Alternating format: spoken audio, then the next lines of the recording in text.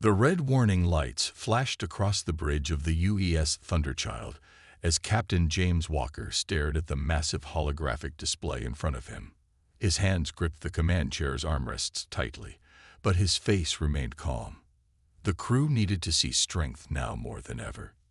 "Status report," he called out, his voice steady despite the chaos unfolding before them. 1,000 enemy ships detected, sir," Lieutenant Tom Miller responded from the weapons station. "They're moving in a spiral pattern. Standard swarm attack formation." Walker nodded slowly. He had seen this before, but never at this scale. The alien ships looked like giant dark blue wasps, their biological hulls pulsing with an inner light. They moved together perfectly, as if they were all parts of a single massive creature. In a way, they were. The swarm's hive mind made sure of that. "What's the status of our quantum systems?" Walker asked, turning to look at Dr. Emma Reed, who was working frantically at her engineering station. "All systems are green, Captain," she replied without looking up. "The new upgrades are holding steady, but they're still untested in actual combat." Her fingers flew across the holographic controls as she made final adjustments to their experimental weapons. The Thunderchild was humanity's newest and most advanced warship. It was also now their last hope. The swarm had appeared 3 months ago, destroying every human colony in their path. The Outer Defense Fleet had tried to stop them, 50 of humanity's finest ships. Now only the Thunderchild remained. "Atlas, show me the enemy's predicted attack vectors," Walker commanded. The ship's AI responded immediately, filling the main display with glowing red lines that showed where the swarm would strike. "Their current formation suggests a 98% probability of a full encirclement attempt," Atlas reported, its voice calm and measured.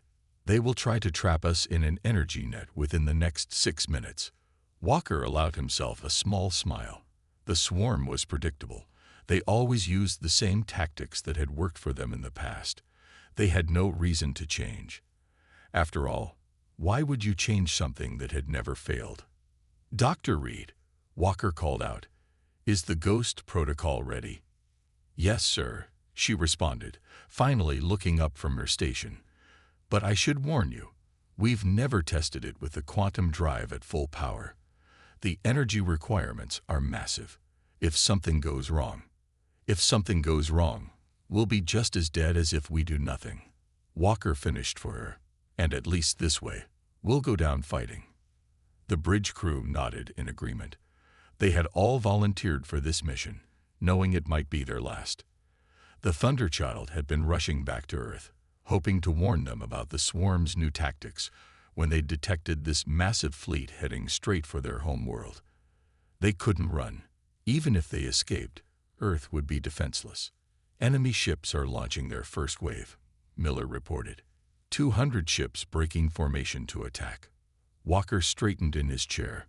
This was it, the moment that would decide if humanity's latest technology could stand against the swarm's overwhelming numbers. "All hands, battle stations," he ordered, his voice carrying throughout the ship. "Dr. Reed, begin Ghost Protocol initialization.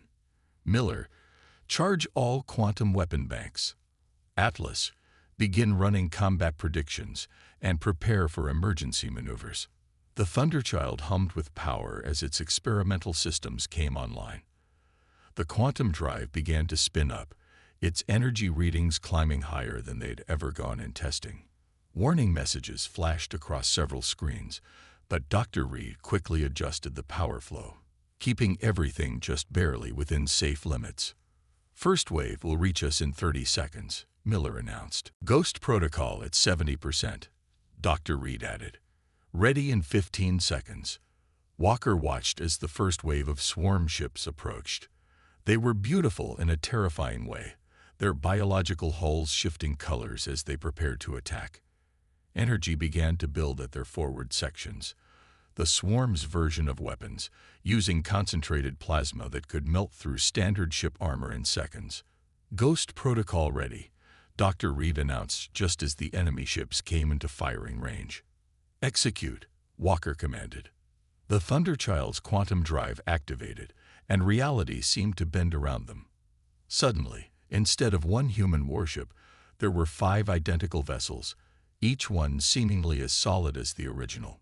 The holograms were perfect, created by bending quantum fields in ways that even most human scientists didn't fully understand. The swarm ships hesitated, something they had never been seen to do before. Their hive mind was confused, unable to determine which target was real. They fired a massive volley of plasma weapons, but 4/5 of their shots passed harmlessly through holographic duplicates. "Return fire," Walker ordered. "Full quantum barrage, concentrate on their lead ships." The Thunderchild's new weapons came to life. Beams of pure quantum energy lashed out, ignoring the normal laws of physics. Where traditional weapons would have been weakened by the distance, these beams struck with full force. The lead swarm ship's biological hulls had no defense against this new type of attack. 10 ships burst apart in the first volley, their remains spinning away into space. "Enemy is adjusting formation," Miller reported excitedly. "They're breaking into smaller groups. They don't know how to handle multiple targets." "Keep the pressure on," Walker commanded. "Atlas, predict their next move." "Dr. Reed, can we add more ghost ships?" "Negative, sir," Reed replied, her hands dancing across her controls. "We're at maximum power already, but I might be able to make our ghosts move independently, make them even harder to track." "Do it," Walker ordered. He watched as the holographic duplicates of the Thunderchild began to move in different patterns, each one firing seemingly real quantum weapons. The swarm's first wave was in complete disarray, having lost 30 ships in the first minute of battle. But Walker knew this was just the beginning. 900 more swarm ships were still out there, watching and learning. The real test would come when they adapted to this new threat. Humanity had surprised them this time, but the swarm's greatest strength was their ability to learn from their failures. "Sir," Atlas interrupted his thoughts, "I'm detecting energy buildup in the remaining first-wave ships. They appear to be preparing for a suicide attack." Walker's eyes narrowed. This was new. The swarm had never sacrificed ships before. Perhaps they weren't as predictable as he'd thought. "All power to forward shields," he commanded. "Prepare for impact." "Dr. Reed, can we jump?" "Quantum drive needs 30 seconds to cool down," she reported tensely. "We're stuck here." The remaining swarm ships from the first wave accelerated toward them, their hulls glowing brighter and brighter as they prepared to detonate themselves. The ghost ships wouldn't fool them this time. They were going to blanket the entire area with plasma explosions. Walker gripped his chair tighter. "Braced for impact," he ordered. "And prepare for emergency maneuvers. This battle's just getting started." The explosion lit up space like a new sun. The remaining ships from the swarm's first wave detonated themselves in a massive chain reaction, creating a wall of plasma that no normal ship could survive. The bridge crew of the Thunderchild held their breath as the energy wave approached. "Impact in 3 seconds," Atlas announced. "Shields at maximum capacity." Dr. Reed's hands flew across her control panel. "Rerouting all non-essential power to forward shields," she shouted. "Captain, this is going to be close." The wave hit them like a physical blow. The Thunderchild shuddered violently, and warning alarms screamed across every station. The ghost ships flickered and died as power was diverted to keeping the real ship intact. "Shield status," Walker demanded, holding onto his chair as the ship rocked. "Shields holding at 12%, Reed reported, her voice tight with concentration. "But we've lost the ghost protocol. The quantum projectors are fried. We'll need at least 10 minutes to get them back online." Walker nodded grimly. The swarm's suicide attack had been clever. They'd sacrificed their first wave to disable the Thunderchild's new technology. Now the remaining 900 ships were moving in, their formation shifting like a school of deadly fish. "Miller, what's their attack pattern?" Walker asked. "They're splitting into 3 groups, sir," Miller replied, studying his tactical display. 300 ships each. "They're trying to box us in." Walker thought quickly. Without the Ghost Protocol, they couldn't rely on confusion tactics anymore. But the Thunderchild had other tricks up its sleeve. "Atlas, show me the energy readings from the enemy ships," he ordered. The main display changed, showing heat and power signatures from the approaching swarm vessels. Walker studied the pattern, looking for something specific. "There," he said, pointing to a cluster of brighter signatures. "Those ships are directing the others. They're relay points for the hive mind." He turned to Dr. Reed. "Can we use that?" Reed's eyes lit up with understanding. "The quantum weapons," she said. "If we can disrupt their neural network." Her fingers began dancing across her controls again. "Captain, I have an idea. But it's risky. We need to get closer to those command ships." "How much closer?" Walker asked. "Point-blank range," Reed replied. "And we'll only get one shot at this." Walker looked at the tactical display again. Getting that close would mean flying straight into the heart of the swarm's formation. It would be like driving into a hurricane made of plasma weapons and alien ships. "Atlas, plot us a course," Walker ordered. "Lieutenant Miller, prepare all remaining weapons. We're going to show them why humans are the most dangerous species in the galaxy." The Thunderchild's engines roared to life, pushing the ship forward into the approaching swarm. The alien ships immediately opened fire, filling space with deadly plasma bolts. "Evasive maneuvers," Walker commanded. "Miller, return fire only on ships directly in our path.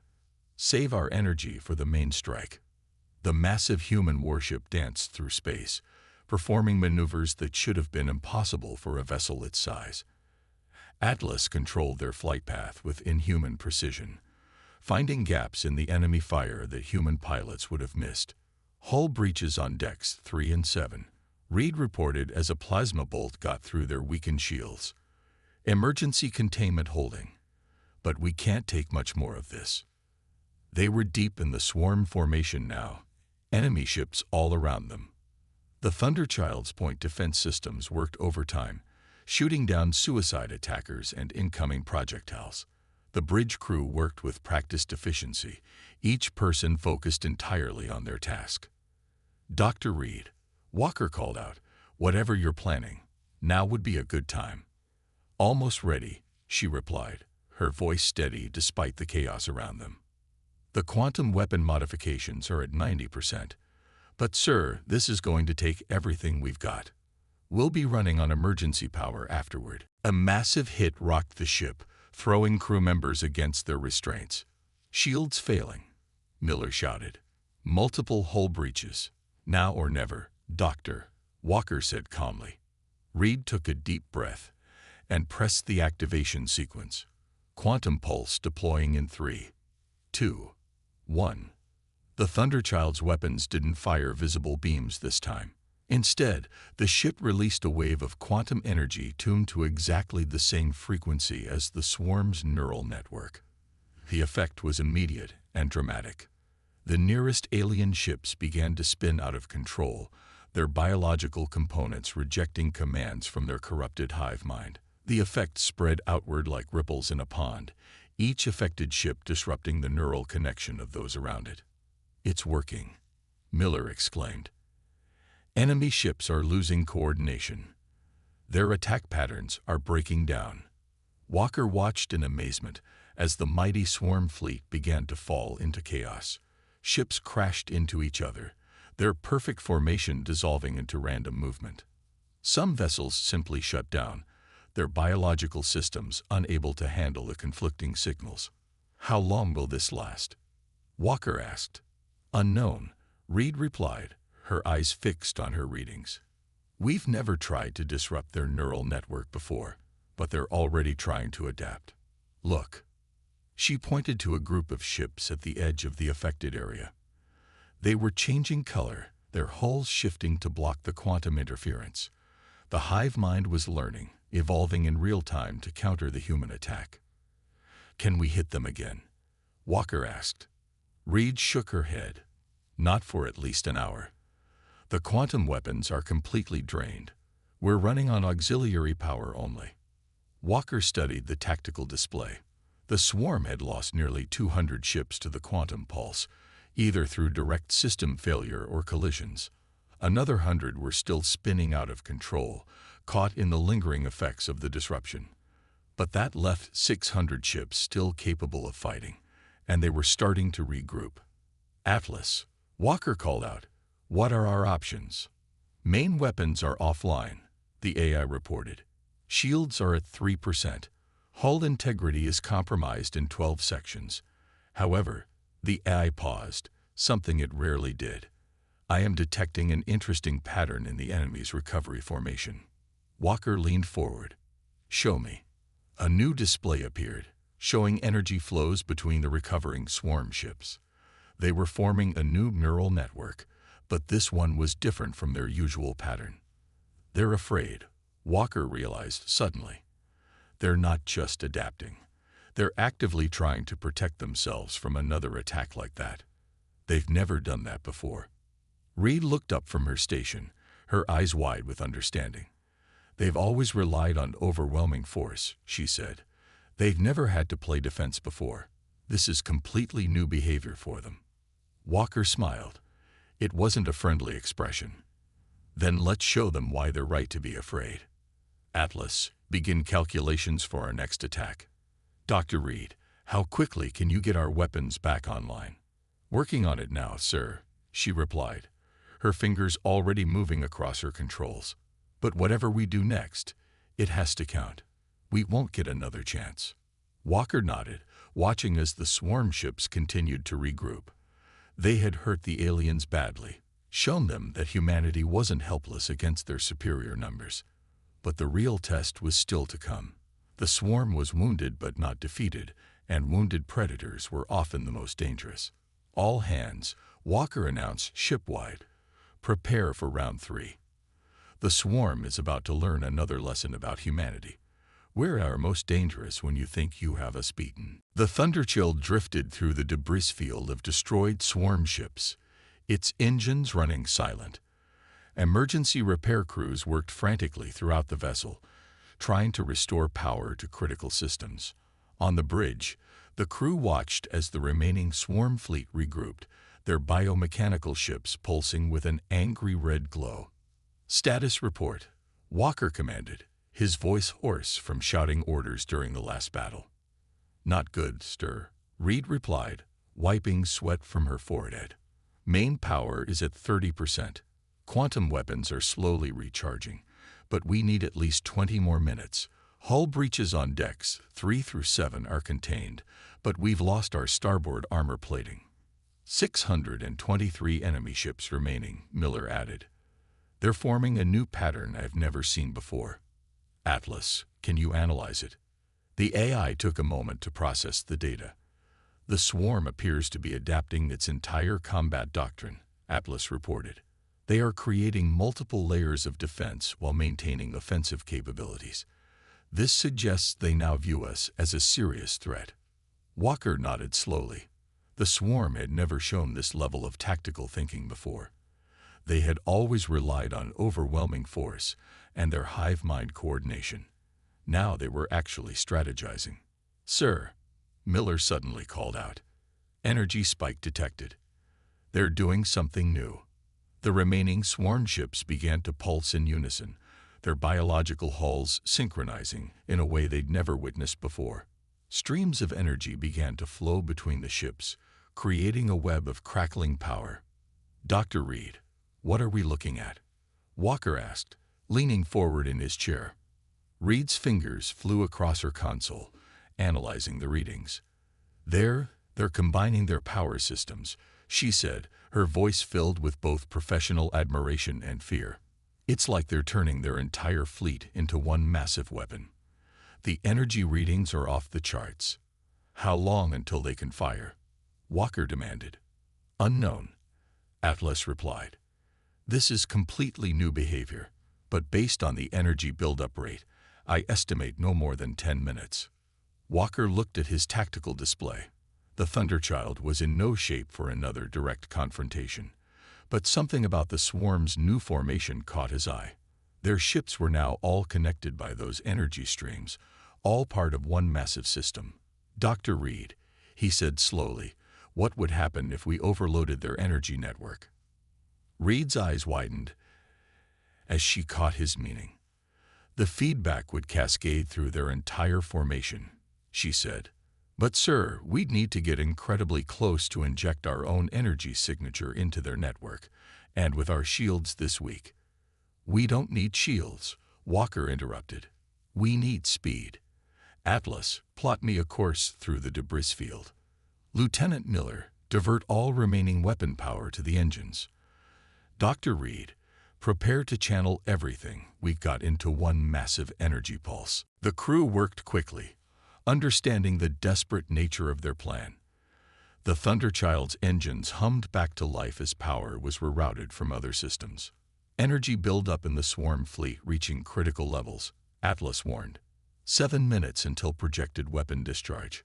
All hands, Walker announced ship-wide, secure for high-speed maneuvers. This is going to get rough. The Thunderchild shot forward, accelerating through the field of destroyed swarm ships. Walker's plan was insane, but it was exactly the kind of thinking that the highly logical swarm couldn't predict. They were using the debris of their own destroyed ships as cover, making it harder for the enemy to track them. 5 minutes until swarm weapon discharge, Atlas updated. They are attempting to track us through the debris field. The ship shuddered as it scraped past a piece of destroyed swarm vessel. Warning lights flashed across every console as their already damaged hull took more punishment. But Walker kept them on course, threading the massive warship through gaps that seemed impossibly small. 3 minutes, Atlas announced. Enemy energy network approaching maximum capacity. Now, Miller, Walker commanded. Full power to engines. The Thunderchild burst out of the debris field like a bullet from a gun, aimed directly at the heart of the swarm formation. The alien ships began to react, but their energy network made them slower, less maneuverable. They couldn't break formation without disrupting their weapon buildup. 2 minutes until discharge, Atlas reported. We will not survive a direct hit. We're not going to give them the chance, Walker said grimly. Dr. Reed, prepare the energy pulse. Time it exactly with my mark. The Thunderchild closed the distance rapidly, taking hits from the few swarm ships that could bring weapons to bear. Hull plates tore away, and fires broke out in multiple sections. But they kept going, dragging straight toward the center of the enemy formation. 1 minute, Atlas warned. Almost in position, Miller reported, his hand steady on the controls despite the chaos around them. The swarm's energy network was now clearly visible, a web of powerful forces holding their formation together. The alien ships were glowing bright enough to be painful to look at, their combined weapon nearly ready to fire. 30 seconds. Ready for energy pulse, Reed reported. Sir, this will burn out everything we have left. We'll be dead in space. Better than dead from their superweapon, Walker replied. Stand by. The Thunderchild plunged into the heart of the swarm formation, close enough to see individual details on the alien ship's hulls. Their massive weapon was about to discharge, the energy reaching critical levels. Now, Walker shouted. Reed slammed her hand down on the activation control. The Thunderchild released every bit of power it had left in one massive burst, not as a weapon, but as raw energy fed directly into the swarm's network. The effect was instantaneous and catastrophic. The energy web between the swarm ships turned from blue to red to white-hot. Their carefully controlled power network became a liability as the overload cascaded from ship to ship. Explosions began to chain through their formation as vessels began to rupture from the inside out. Clear the blast radius, Walker ordered. Emergency thrust. The Thunderchild's engines fired one last time, pushing them away from the disintegrating swarm fleet.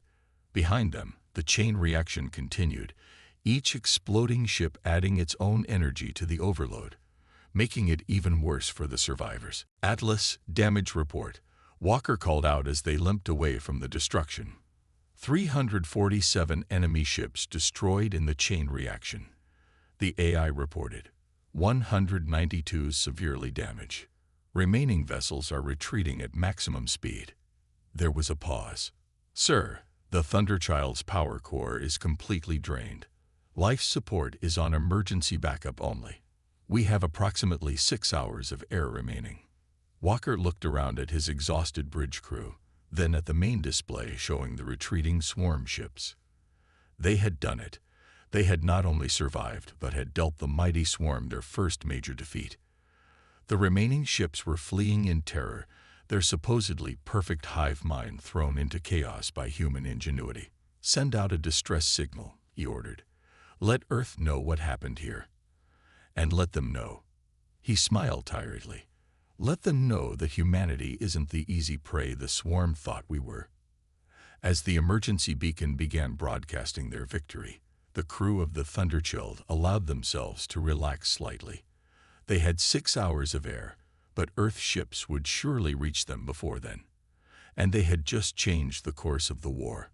The swarm would think twice before attacking humans again.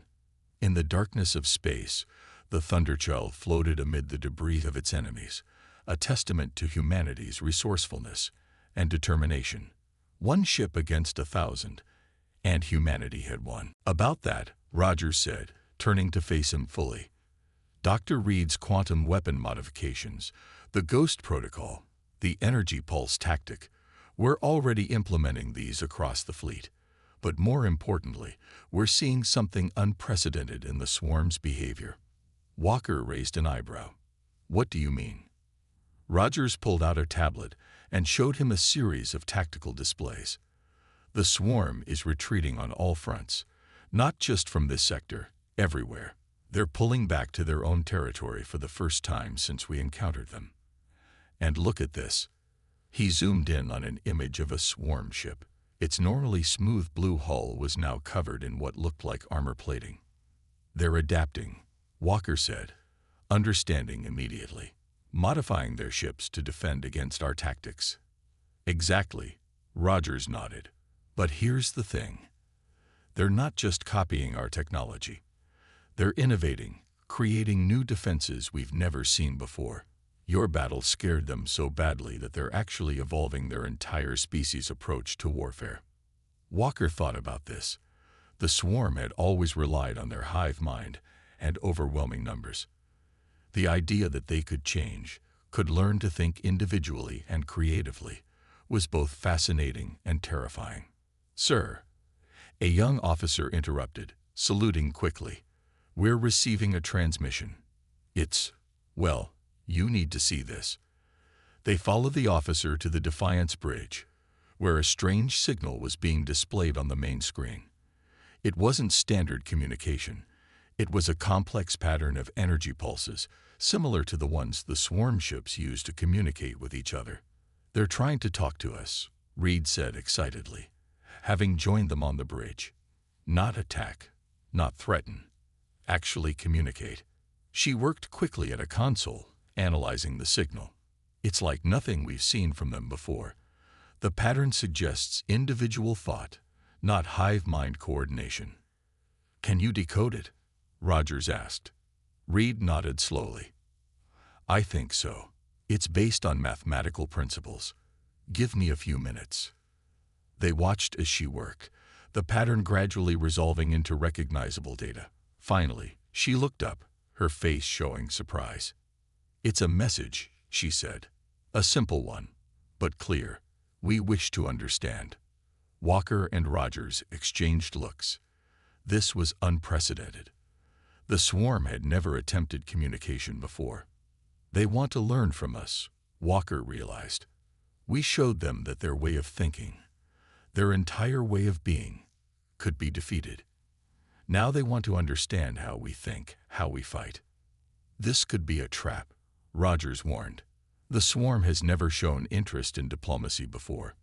No, Walker agreed, but they've never been defeated before either. We didn't just win a battle today. We proved that their entire worldview was flawed.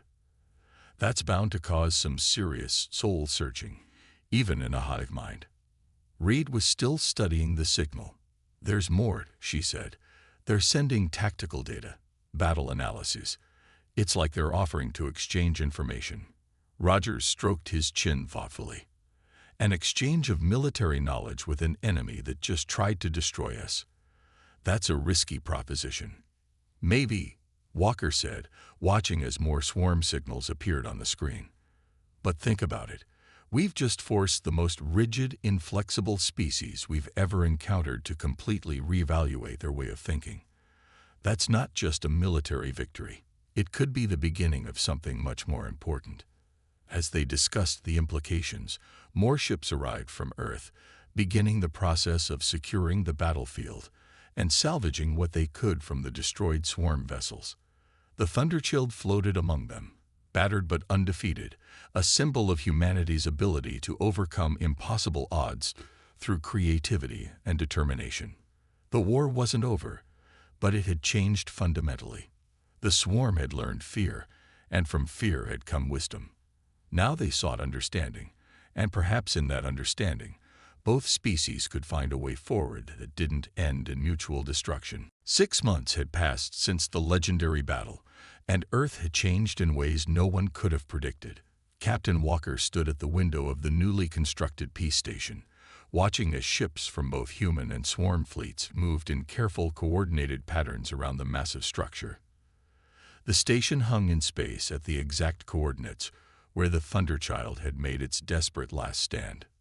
Still hard to believe, isn't it? Dr. Reed said, coming to stand beside him. Her uniform now bore the insignia of the Joint Species Research Division, an organization that hadn't existed half a year ago. Every day, Walker agreed, watching as a swarm ship docked at one of the station's specialized berths. The aliens had modified their vessels with mechanical components that allowed them to interface with human technology. It was just one of countless adaptations they had made since the battle. The memorial ceremony starts in an hour, Reed reminded him. Admiral Rogers wants you to say a few words. Walker nodded. The station itself was part memorial, part research center, and part diplomatic headquarters. Today marked the official signing of the first human-swarm cooperation treaty, on the anniversary of the battle that had changed everything. "How's the translation project coming?" he asked as they walked through the station's curved corridors.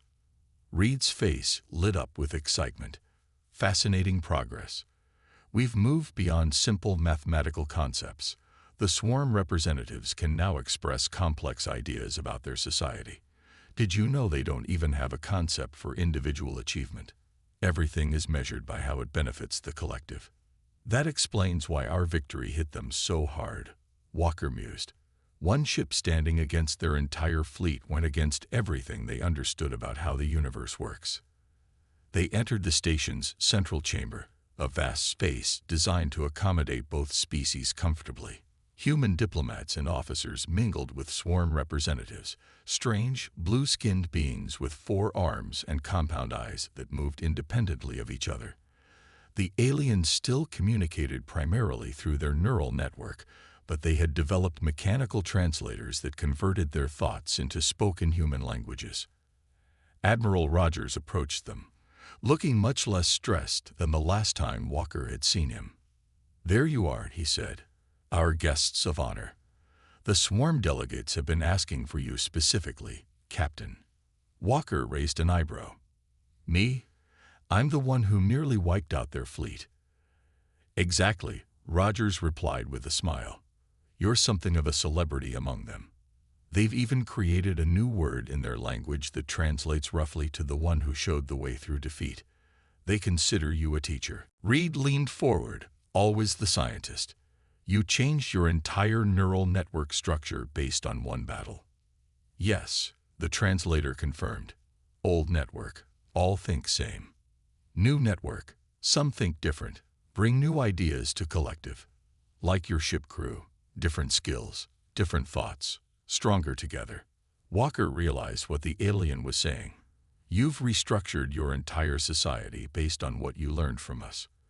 You're encouraging individual thinking within your collective." "Dangerous," the swarm commander acknowledged. "Difficult, but necessary for survival. Your ship showed weakness in our way." Rogers looked impressed. and it only took you 6 months to implement these changes across your entire species. That would be impossible for humans. Different biology, different society, the translator explained. But slow for us. Much resistance from old patterns. Many believed defeat was error, not lesson. Your word, Civil War. First, in swarm history, change side 1. This was new information for the humans present. They hadn't realized that the swarm had gone through internal conflict during the months of silence after the battle. The treaty signing proceeded smoothly after that revelation. Both sides agreed to establish permanent communication channels, exchange technological innovations with peaceful applications, and create joint defense protocols against potential new threats to either species. As the ceremony concluded, Walker found himself back at the observation window, looking out at the stars. Reed joined him again, holding 2 glasses of champagne. 2 impossible victories, she said, handing him one. And unexpected consequences, he added, clinking his glass against hers. They watched as swarm and human ships conducted joint maneuvers in the space around the station. The aliens had abandoned their old attack patterns completely, instead adopting hybrid formations that combined their natural coordination with human-inspired tactical flexibility. You know what the most remarkable thing is, Reed said after a moment. 6 months ago, we destroyed half their fleet and sent them running in terror. Now they're implementing our organizational strategies across their entire civilization. Can you imagine if humans were that adaptable? Walker smiled. We adapt in our own way. Look at us now, working alongside the enemy that nearly wiped us out. That takes a special kind of adaptability. Beyond the station, Earth gleamed like a blue jewel. The planet had been transformed by the events of the past 6 months. Defense technology had advanced rapidly as engineers studied and improved upon the Thunderchild's experimental systems. The economy was booming as swarm biological technology was carefully integrated into human manufacturing. And for the first time in decades, there was a sense of unified purpose among the nations of Earth. The battle had started with mass panic, the swarm fleeing in terror from one human ship's impossible victory. But that panic had transformed into something else entirely. Not surrender, not resentment, but growth. 2 entirely different forms of intelligence learning from each other, becoming stronger through the exchange. The Thunderchild is almost repaired, Reed mentioned. They're turning her into a diplomatic vessel. First mission launches next month. A human swarm expedition to explore beyond both our territories. They want you to command it. Walker looked at her, surprised. Me? I'm a warship captain, not a diplomat. Reed laughed. You're the human who taught the swarm to think differently. I can't think of anyone better qualified to lead us into whatever comes next. As they stood there, watching the stars, Walker thought about how one desperate battle had changed the course of 2 civilizations. Humanity had proven its worth against overwhelming odds, and in doing so, had given an entire alien species a new way of thinking. Not bad for one day's work.